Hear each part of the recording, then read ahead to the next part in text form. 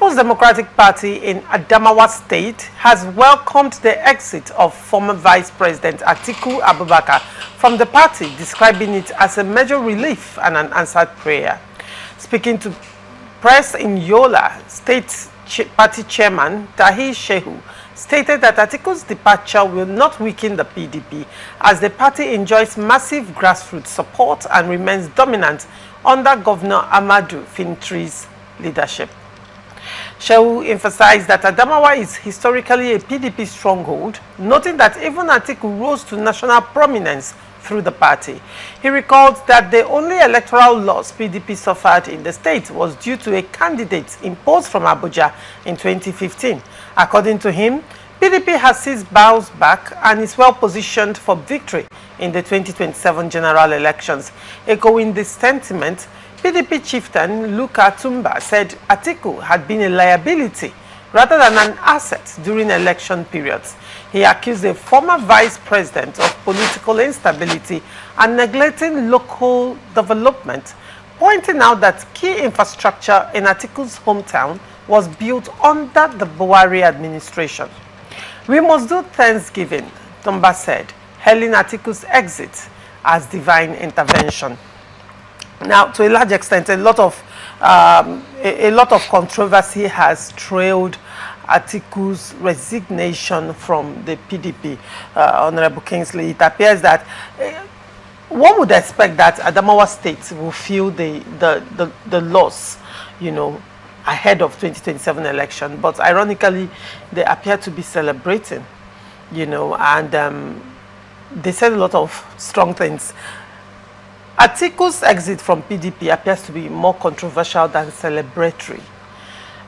Honorable Kingsley, what is your take on this? I know when you were saying, I was even laughing. In fact, if I see how I would travel to Adamawa State for that Thanksgiving, I would want to be part of the Thanksgiving because it indeed calls for a Thanksgiving. Atiku is one man, too many parties.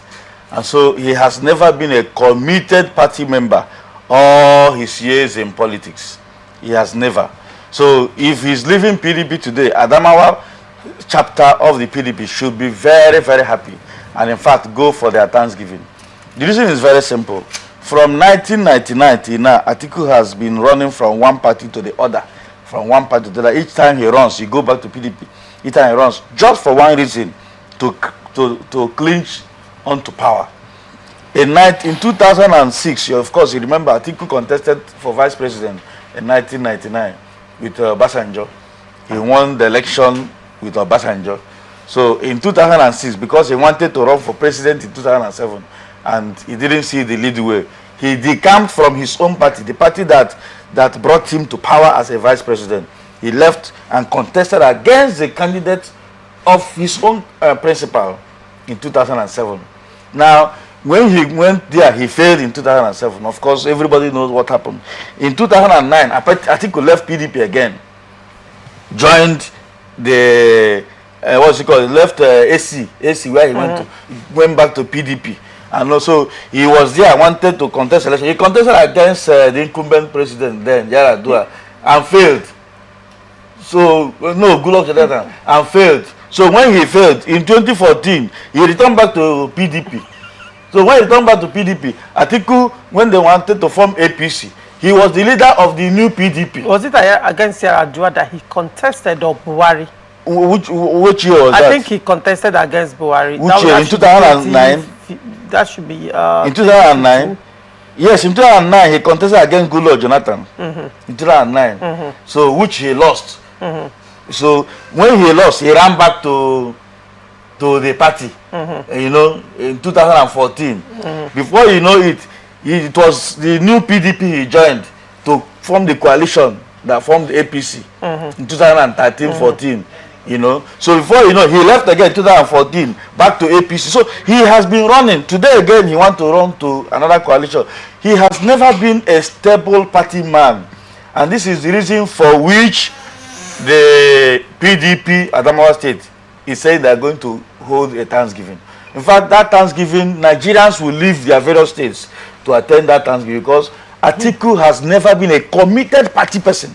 He has always been running for the ticket So whenever it is time to get a ticket, he leaves the party where he is before and says a lot of things against the party just in order to get a ticket. When he loses that ticket, you see him again start talking against that party, looking for another opportunity. Today, he has left PDP, a party he said he was a founder, part of the founders. You are a founder of a party. You have never remained in that party for a complete 4 years. How are you a founder of a party? You joined the party during the formative stage. You left the party because they didn't give you a ticket after 4 years. You left to another party.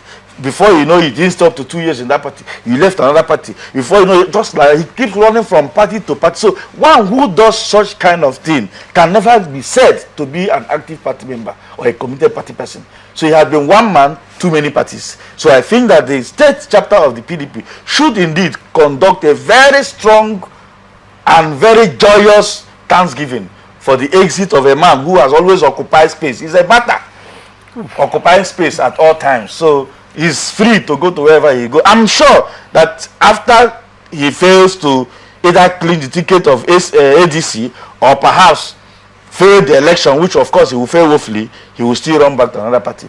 But I don't think that there will be a PDP again for him to come to, because PDP has been like a sucker. Whenever he runs any party, he go back to PDP and say, we are founders of PDP. I don't know, like, if you keep founding PDP constitution, PDP constitution says, oh, I'm not with that constitution here. I've taken my time to read through PDP constitution. It says that once a founding member, pioneer member, whatever, or a member of high repute in the party defects to another party and decides to return to the party, that person loses all the privileges and the status, you know, he had enjoyed in the party. But in the case of PDP, it appears, I don't know, probably across board though, it appears that that constitution, that part of the constitution is just a mere statement. It does not apply. It is never implemented, because I mean, Atiku is a serial defector, but each time he comes back to PDP, all the status, all the privileges is accorded him. And that's why when he speaks, he always says, I'm a founding father. Probably because the political parties, as it were, have not chosen to give life to the letter of the Constitution. Sure. That is very, very important. It is not specific to PDP, as it were. Of course, you've just said that so many of the political parties are jittery. So the reason for which they are jittery for such members that were, let's say, founding fathers, like I think he calls himself, I don't know why. Or those persons they think that have one or two things to bring to the table, you know, each time they come, they are afraid to take decisions or such kind of persons. That is also one of the reasons for which PDP is got to the state where it is. In the case of Adamawa State, they said, and this is what they said, Luka Tumba, a PDP chieftain in Adamawa State, said that Atiku had been a liability rather than an asset during election periods. He accused the former vice president of political instability and neglecting local development, pointing out that key infrastructure in Atiku's hometown was built under Buhari's administration. So when you look at this critically, you find out that to a large extent in Adamawa State, they are of the view that Atiku has never at any point in time helped the government, helped the party at the state level. Yes, if we go by the saying that says charity begins at home, that Atiku is not even respected and regarded from his own home. So where else would Atiku be respected or regarded? So I think it's a very big challenge. The party in his own home state have seen him as a burden, as a liability, rather than an asset. So if that is the case... So why should parties be jittery if persons like Atiku... The reason is that perhaps at the time he wants to procure a ticket, because I won't use the word secure, because he procures it. So he brings his money. That's the only time he expends his money. Okay. So the moment that period elapses, and maybe for whatever reason he doesn't get that ticket, he pulls away from that. So whatever happens in that party within that period, till when the next election season will come, Atiku will be less important to it. He won't pay any attention. So whenever it gets to the time of giving ticket, he comes again, shows up, and they think that maybe no other person has the kind of money or financial chest power he has. He comes, brings in the money, gets the ticket from whoever that is contending for that ticket. Immediately after the election, he fails, he pulls out again. That has been his game. So I think that nobody would take Atiku seriously. Even today that he has rammed to ADC, I am afraid if ADC persons will allow him procure the ticket. But it has always been Atiku-led coalition. Prior to this time, this coalition was birthed by Atiku. It was his dream. It has always been called not El Rufai-led coalition, not Amechi-led coalition. It has always been called Atiku-led coalition. The reason is it was just when they coalesced into ADC that they now dropped the toga Atiku-led coalition and started calling it ADC coalition. The reason is because of all those who want to coalesce, he is the highest office holder. Right. So Atiku cannot be there. They say Amechi-led coalition, which has never been a vice president before. Right. Atiku cannot be there. Obi coalition. No, Atiku was a elected while Obi was an aspirant. Just a candidate. Yeah, right. Okay, so that's why they will always go by Atiku-led. He will always lead. All right. Of course, you understand why they do that.